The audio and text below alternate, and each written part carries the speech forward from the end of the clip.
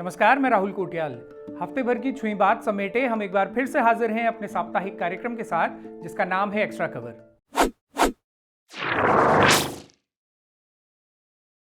उत्तराखंड को उतड़दंड करने का सिलसिला यूं तो तभी से बाट लगा हुआ है जब से इस राज्य का निर्माण हुआ। अपने चर्चित गीत नौचमी नारायण में नेगीदा ने इसकी व्याख्या करते हुए बताया ही है कि राज्य बनने के बाद जब पहला मुख्यमंत्री बनाया गया तो स्वामी सा और यूं का दरबारियुन 2 साल तक राज करे। राज क्या करे? खाक करे, पूजा पाठ करे, 4 को 8 करे, उत्तराखंड थे उतड़दंड करे, उत्तरांचल नाम धरे, अपड़ा गोलो मा फूल मारा पहले नी और निचंत वे के सेगिनी।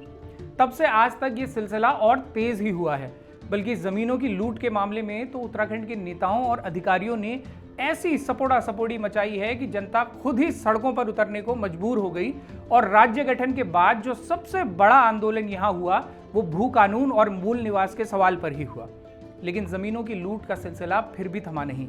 एक्स्ट्रा कवर के पिछले एपिसोड्स में हमने कई ऐसे मामले आपको दिखाए जहां पहाड़ के पहाड़ बेच डालने में सबकी मिलीभगत साफ दिखाई देती है।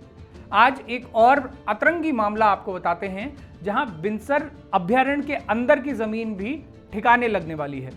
जमीन भी उस व्यक्ति की जिसने कभी बिनसर को वाइल्ड लाइफ सेंचुरी बनवाने में सबसे अहम भूमिका निभाई।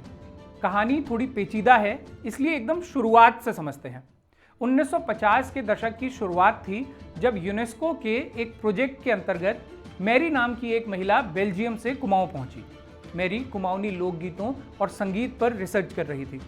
कुमाऊं के बिनसर में मैरी की मुलाकात विवेक दत्ता नाम के एक व्यक्ति से हुई जो दिल्ली यूनिवर्सिटी से अपनी पीएचडी करने के बाद शैक्षिक कार्यों के चलते अल्मोड़ा आकर बस चुके थे।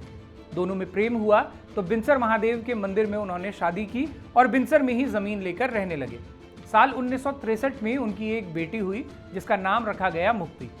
प्राथमिक पाठशाला सिनौली गार्ड से अपनी पढ़ाई की शुरुआत करने वाली मुक्ति दत्ता को बचपन से ही देश के जाने माने साहित्यकारों और संस्कृति कर्मियों का सानिध्य मिला। मुक्ति के माता पिता का सामाजिक दायरा ऐसा था कि अज्ञेय, रामकुमार वर्मा और पंडित रविशंकर जैसे दिग्गजों का उनके घर अक्सर आना होता था। ऐसे माहौल में बड़ी हुई मुक्ति दत्ता में सामाजिक कार्यों के लिए चेतना शुरुआत से ही थी। लेकिन उनके जीवन में एक घटना ऐसी हुई जिसके बाद उन्होंने आगे की पढ़ाई के लिए ऑक्सफोर्ड यूनिवर्सिटी जाने के बजाय कुमाऊं में ही रहकर अपना पूरा जीवन समर्पित करने का फैसला कर लिया। हुआ ये कि बिनसर के जंगलों में उन्होंने शिकारियों की एक टोली देखी जो एक हिरण का शिकार करके लौट रही थी। ये शिकारी कोई और नहीं बल्कि वन विभाग के ही कारिंदे थे।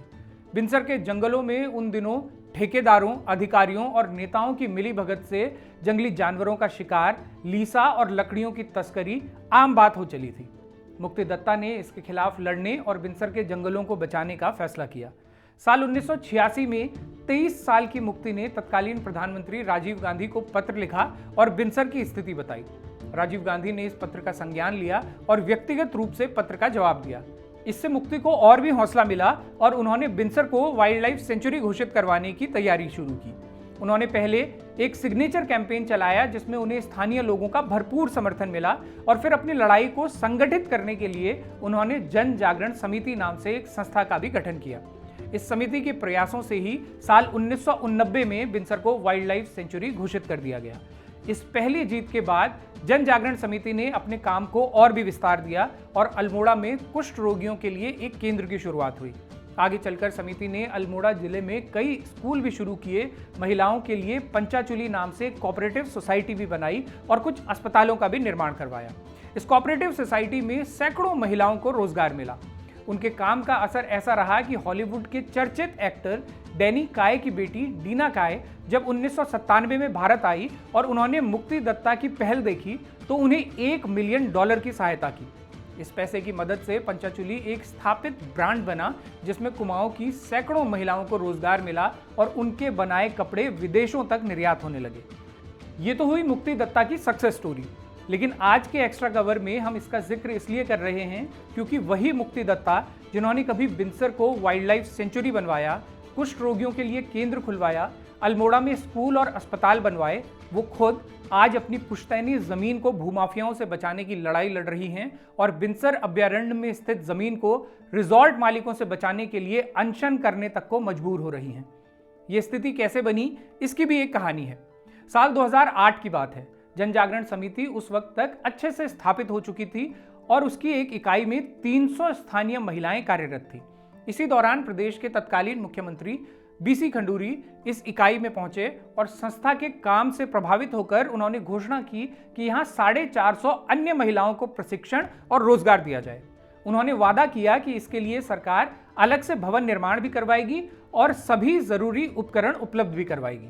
साथ ही बहुउद्देशीय वित्त निगम से 65 लाख का लोन संस्था को इस आश्वासन के साथ दिया गया कि सरकार की मदद से संस्था जो भी वस्त्र बनाएगी उनकी बिक्री से लोन चुका दिया जाएगा। लोन पास हुआ, लेकिन सरकार की तरफ से न तो जरूरी उपकरण संस्था को मिले और ना ही कोई भवन निर्माण सरकार ने करवाए। लोन का सारा भार अब संस्था पर आ गया। साल 2010 से 2019 के बीच संस्था ने 65 लाख में से 56 लाख का लोन चुका भी दिया था, लेकिन ब्याज और पेनल्टी मिलाकर अतिरिक्त 97,80,000 की वसूली के आदेश सरकार ने जारी कर दिए। ये रकम न लौटाने की स्थिति में संस्था की सचिव होने के चलते मुक्ति दत्ता की निजी संपत्ति की कुर्की के आदेश भी जारी कर दिए गए। संस्था को जब ये लोन दिया गया था तो मुक्ति दत्ता की कोई भी संपत्ति इसके एवज में गिरवी नहीं रखवाई गई थी। इसलिए संस्था में काम कर रही तमाम महिलाओं ने सरकार से गुहार भी लगाई कि मुक्ति दत्ता की पुश्तैनी जमीन कुर्क करना सरासर गलत है, लेकिन फिर भी उनकी संपत्ति का एक हिस्सा नीलामी के लिए खोल दिया गया। मुक्ति जब इस परेशानी से गुजर रही थी, इसी बीच दिल्ली के कुछ व्यापारी उनसे मिले। मुक्ति का आरोप है कि इन्हीं व्यापारियों ने शासन प्रशासन में अपनी पहुंच के चलते ऐसी स्थितियां बनवाई कि मेरी सारी की सारी जमीन नीलाम कर दी जाए। वो बताती हैं कि मेरी मजबूरी का फायदा उठाते हुए इन दोनों व्यापारियों ने मेरी 142 नाली जमीन को बहुत ही सस्ते दामों में खरीदने के लिए मुझसे एक अपंजीकृत एग्रीमेंट पर साइन करवा लिए। वो जानते थे कि मेरे ऊपर लोन का दबाव है, लेकिन मेरे बेटे को जब इस बारे में पता चला तो उसने अपनी पैतृक जमीन को बेचे जाने से साफ इनकार कर दिया। यहाँ ये समझना दिलचस्प है कि जिस जमीन का सर्किल रेट ही करीब 6 लाख रुपए नाली है और जिसका मार्केट रेट 12 लाख रुपए नाली है, वो जमीन इन व्यापारियों ने सिर्फ 1,65,000 प्रति नाली की दर से मुक्ति दत्ता से अपने नाम करवा लेने का खेल रचा। यानी करीब 17 करोड़ की जमीन को मुक्ति दत्ता की मजबूरी का फायदा उठाते हुए सिर्फ 2 करोड़ 34 लाख में हथिया लिया जाए। मुक्ति को जब इस बात का एहसास हुआ कि उनके साथ धोखा किया जा रहा है तो उन्होंने इन दोनों व्यापारियों से लिया पैसा वापस कर दिया, बल्कि सिर्फ मूल ही नहीं 18% के ब्याज के साथ उन्होंने इन व्यापारियों को उनका पैसा लौटा दिया, जैसा कि अनरजिस्टर्ड एग्रीमेंट की शर्त में भी लिखा ही गया था कि अगर बिक्री नहीं होती तो वो ब्याज सहित ये रकम वापस करेंगी। उन्होंने ऐसा किया भी, लेकिन उनका कहना है कि व्यापारियों ने 4 महीने तक ड्राफ्ट अपने पास रखे और बाद में उन्हें ही लौटा दिए, इस आशय से कि उन्हें ये पैसा नहीं बल्कि मुक्ति की पुश्तैनी जमीन चाहिए। 17 करोड़ की जमीन जब 2 करोड़ में हथिया लेने का मौका मिले तो आखिर कौन छोड़ना चाहेगा। इस बीच मुक्ति दत्ता लोन का वो पैसा भी सरकार को लौटा चुकी हैं जिसके लिए उनकी पुश्तैनी जमीन दांव पर लग गई। उनका कहना है कि 65 लाख के लोन का वो ब्याज सहित भुगतान कुल 1 करोड़ 68 लाख कर चुकी हैं। लेकिन दिल्ली की व्यापारियों की पहुंच ऐसी है कि अब उन पर तमाम तरह के दबाव बनाए जा रहे हैं, उनके खिलाफ मुकदमे दर्ज करवाए जा रहे हैं और कई प्रभावशाली लोग इसके लिए दिल्ली के व्यापारियों की मदद कर रहे हैं। बिनसर अभयारण्य के अंदर ये ऐसी जमीन है जो फिलहाल रिजॉर्ट कल्चर से कुछ हद तक बची हुई है, लेकिन इस पूरे प्रकरण से आप समझ सकते हैं कि आखिर कब तक बची रह पाएगी। यहाँ ये भी गौर कीजिए कि मुक्ति दत्ता खुद एक प्रभावशाली महिला हैं और एक ऐसे परिवार से आती हैं जिसका सामाजिक दायरा बहुत बड़ा रहा है, लेकिन जब वो भी अपनी ज़मीन बचाने के लिए इस तरह से जूझ रही हैं तो पहाड़ के आम लोगों की स्थिति समझी जा सकती है कि उनकी ज़मीन औने पौने दामों में किस तरह से ठिकाने लगाई जा रही होंगी। प्रदेश सरकारों की नीयत साफ होती तो ऐसी तमाम ज़मीनों को बचाया जा सकता था, लेकिन कांडे ऐसे लगे हैं कि सबसे बड़ी भूमाफिया तो अक्सर सरकारें ही होती हैं जो कमीशन का मीट भात सपोड़ने के लिए कुछ भी बेच देती हैं। अदम गोंडवी साहब ने कहा ही है, जो डलहौजी ना कर पाया वो ये हुक्काम कर देंगे, कमीशन दो तो हिंदुस्तान को नीलाम कर देंगे। लेकिन सरकारों के इस निरंकुश बल्द पर जनता नकेल कसना भी जानती है और उत्तराखंड में ये नकेल कसना कुछ हद तक शुरू भी हुआ है। इसका एक ताज़ा उदाहरण पिछले हफ्ते ही देखने को मिला जब खबर आई कि 120 करोड़ की लागत से बने दिल्ली स्थित उत्तराखंड निवास में सिर्फ वीआईपी और वीवीआईपी ही ठहर सकेंगे, बाकी आम उत्तराखंडी बल मंगता की टक सी इसे दूर से ही निहारते रहेंगे। लेकिन इस खबर के आने के बाद सोशल मीडिया पर इसका ऐसा विरोध हुआ कि मुख्यमंत्री को तुरंत ही बयान जारी करना पड़ा। सूचना विभाग के पेज से जल्द ही धामी जी की मुल मुस्कुराती फोटो के साथ संदेश आया कि उत्तराखंड निवास आमजन के लिए भी उपलब्ध करवाया जाएगा और इसकी दरों का भी पुनर्निर्धारण होगा। जनता की ऐसी सक्रियता रहे तो राजनीति के उजाड़ू बल्द यहां वहां मटकने से रोके जा सकते हैं। वैसे उजाड़ू बल्द से याद आया कि निकाय चुनावों की हलचल है तो तमाम दागी बागी अभागी निर्भागी एक बार फिर से सक्रिय होने लगे हैं। कोई कांग्रेस से भाजपा में फाल मार रहा है तो कोई भाजपा से कांग्रेस में। हल्द्वानी में ऐसा घपरोल इन दिनों ज्यादा मचा हुआ है, जहां नवीन वर्मा ने भाजपा से फाल मारी तो अब भाजपा के गजराज सिंह बिष्ट के बारे में छुयालों में फसक है कि वो भाजपा से कांग्रेस जुगा हो सकते हैं। वैसे इसमें अब हैरत भी नहीं होती, क्योंकि उत्तराखंड की राजनीति में नेताओं का कभी ई छोर लस कभी वी छोर ढस होना अब एक आम बात हो चली है। दुर्भाग्य ये है कि नेताओं की चकड़ैती वाली खबरों के बीच कई जरूरी खबरें गायब कर दी जाती हैं। जैसे यही खबर अखबारों से लगभग गायब है कि नैनीताल के लोग पिछले काफी लंबे समय से आंदोलन कर रहे हैं। सरकार को नैनीताल में इतनी जोर से विकास आया है कि वो हर हाल में करना चाहती है। यहाँ पार्किंग बनाने के लिए महात्मा गांधी और पंडित गोविंद वल्लभ पंत की मूर्तियों को उनकी जगह से हटाने का फरमान दे दिया गया है। डाक खाने की हेरिटेज इमारत को ध्वस्त करने का भी प्लान है और उस संवेदनशील बलिया नाले के ऊपर भी खतरनाक और भारी पार्किंग बनाने की तैयारी है, जो लगातार दरक रहा है।